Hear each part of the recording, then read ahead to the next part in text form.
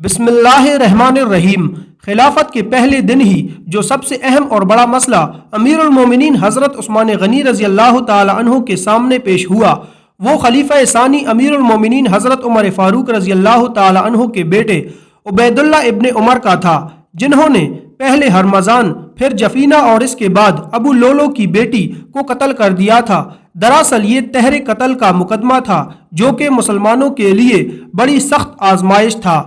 ان تینوں کے قتل کا مختصراً واقعہ کچھ یوں ہے کہ جب ابو لولو ملعون نے حضرت سیدنا عمر فاروق رضی اللہ تعالی عنہ کو خنجر کے وار کر کے شدید زخمی کر دیا اور پکڑے جانے کے خوف سے خود اپنی جان بھی اس خنجر سے لے لی تو حضرت عمر فاروق رضی اللہ تعالی عنہ کو زخمی حالت میں ایک مکان میں منتقل کر دیا گیا، جہاں آپ زخموں کی تاب نہ لاتے ہوئے تیسرے دن خالق حقیقی سے جا ملے۔ اس دوران کچھ لوگوں نے بیان کیا کہ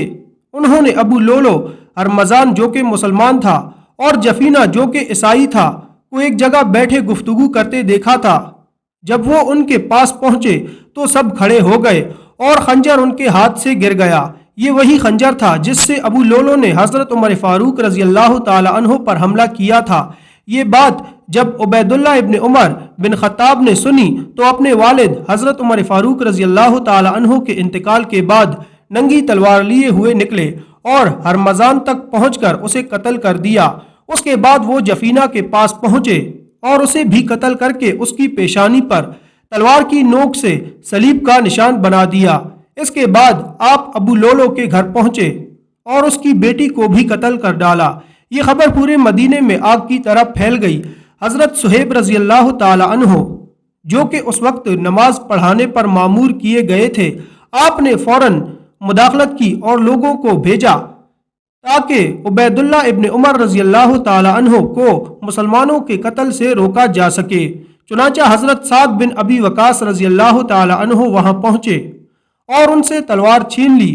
اور انہیں قید کر لیا گیا تاکہ انہیں خلیفہ وقت کے سامنے پیش کیا جا سکے کہ وہی ان کے بارے کوئی فیصلہ کریں گے۔ دوسری طرف امیر المومنین حضرت عثمان غنی رضی اللہ تعالی عنہ اور صحابہ کرام باشمول امیر المومنین حضرت سیدنا علی کرم اللہ وجہہ الکریم بیعت کے معاملے میں مصروف تھے۔ جیسے ہی حضرت عثمان نے بیعت کے معاملے سے فرصت پائی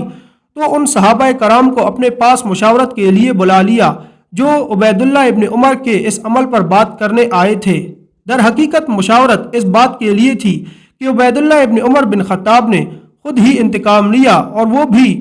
بلا دلیل انہوں نے ناحق ایک مسلمان اور دو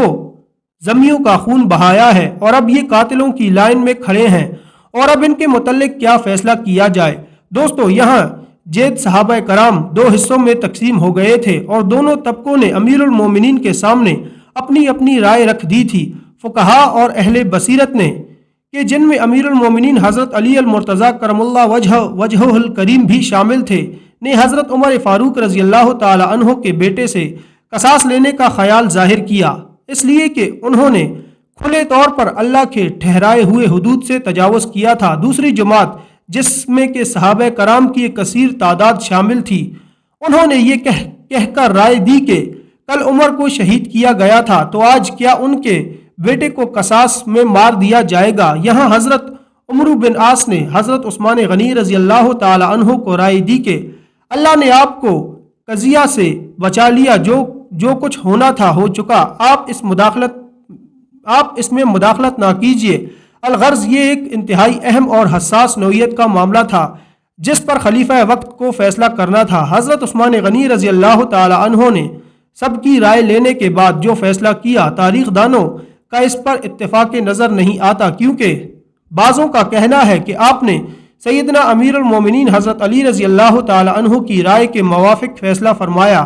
اور قصاص کا حکم دیتے ہوئے عبید اللہ ابن عمر رضی اللہ تعالی عنہ کو ہرمزان کے لڑکے کے حوالے کر دیا تھا کہ وہ ان سے اپنے باپ کے خون کا بدلہ لے لے۔ لیکن اس کے برعکس کثیر مورخین کا کہنا ہے کہ حضرت عثمان غنی رضی اللہ تعالی عنہ نے یہ فیصلہ کیا تھا، یعنی آپ نے حکم فرمایا میں ہرمزان اور دوسرے مقتولین کا ولی ہوں اور میں قاتل یعنی عبید اللہ ابن عمر رضی اللہ تعالی عنہ کو معاف کرتا ہوں اور بیت المال میں رکھے ہوئے اپنے مال سے خون بہا ادا کرتا ہوں۔ محققین کہتے ہیں حضرت عثمان غنی رضی اللہ تعالی عنہ کی افتاد تباہ کے پیش نظر یہی خیال ان کی سیرت سے میل کھاتا ہے، کیونکہ وہ نہیں چاہتے تھے کہ ان کی خلافت کا آغاز ایک قریشی نوجوان یعنی خلیفہ ثانی حضرت عمر فاروق رضی اللہ تعالی عنہ کے بیٹے کے خون سے ہو، لیکن دوسری طرف وہ ایک مسلمان اور دو ذمیوں کے خون سے بھی چشم پوشی نہیں کر سکتے تھے، اس لیے انہوں نے ایک طرف تو عبید اللہ ابن عمر رضی اللہ تعالی عنہ کو قتل ہونے سے بچا لیا اور دوسری طرف اپنے مال سے مقتولین کو معاوضہ بھی ادا کر کے خوش کر دیا۔ اگرچہ یہ فیصلہ آپ کے مدبرانہ سیاسی نقطہ نظر کی عکاسی کرتا ہے، کیونکہ آپ کے اس فیصلے کی وجہ سے نہ صرف خاندان فاروق اعظم بلکہ قبیلہ فاروق اعظم بنو عدی کی دلی تسلی ہوئی، بلکہ وہ خلیفہ وقت کے ساتھ بھی جڑے رہے، مگر مسلمانوں کی ایک جماعت حضرت عثمان غنی رضی اللہ تعالی عنہ کے اس فیصلے سے ناخوش تھی، اور اسی جماعت میں حضرت سیدنا امیر المومنین حضرت علی کرم اللہ وجہہ الکریم بھی تھے۔ یہ بھی کہا جاتا ہے کہ اگر حضرت علی عبید اللہ ابن عمر کو اپنے زمانہ خلافت میں پا لیتے تو یقیناً ان پر قصاص کی حد جاری فرما دیتے۔ اب چونکہ حضرت عثمان غنی رضی اللہ تعالی عنہ خلیفہ وقت تھے اور مسلمانوں کے معاملات کے والی تھے، تو والی ہونے کی حیثیت سے آپ کو یہ حق حاصل تھا کہ آپ معاف فرما دیتے، جو آپ نے بخوبی کیا، اور اپنے مال سے دیت ادا کر کے معاملہ رفع دفع کر دیا۔ بہرحال حضرت عثمان غنی رضی اللہ تعالی عنہ نے خلافت کا استقبال جس سیاسی مسلک سے کیا، اس میں آپ کی تصویر ایک ایسے شخص کی تصویر نظر آتی ہے جو رحم دل اور نرم طبیعت کا ہے، صلح پسند ہے اور دلوں میں بیٹھے ہوئے دشمنی کے جذبات سے بچنا چاہتا ہے، خصوصاً رنجش کے وہ جذبات جو ممتاز مہاجرین اور ان کی اولاد کے دلوں میں پنہاں تھے۔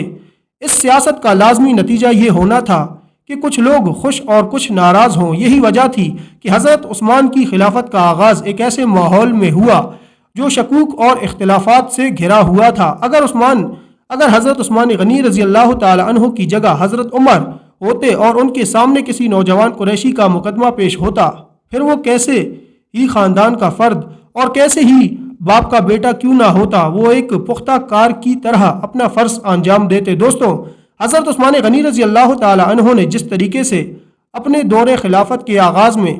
پیش کیے گئے پہلے مقدمہ کا فیصلہ کیا، اس میں